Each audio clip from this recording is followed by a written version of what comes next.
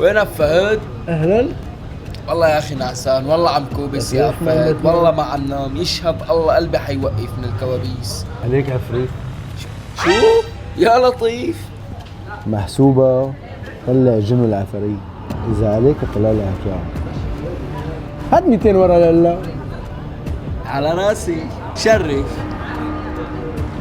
بدي رقيق رقبة هلا، ما ارتقيتها بحياتها. عن جد؟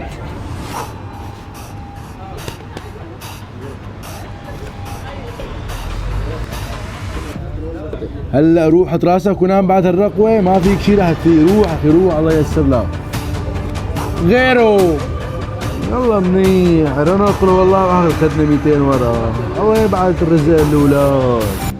العمى، معقول هذا ما عفاريت مخاوي ولا عم تضحك على اخي ويشلحوا مصاري؟ هلا بكتشف امره.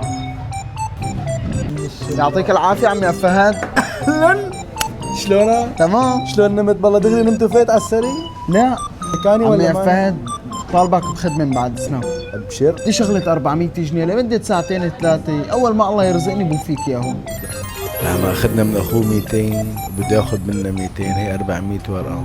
بنرجع بننيم اخوه بناخذ ال 400 الثانيات، ما في مشكله. عجبتني. فكرة معينا. امتى تعطيني اياهم؟ بعد ساعتين عمي فهد. ماشي.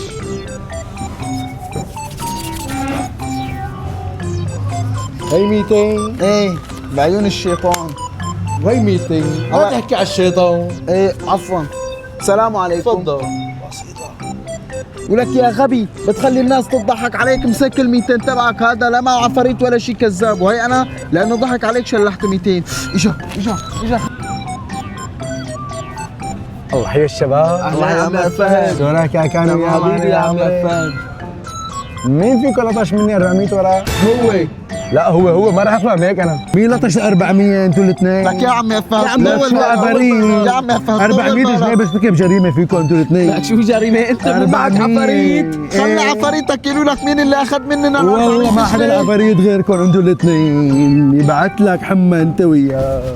مو هو معه عفاريت، والله لجننه وجنن عفاريته. السلام عليكم.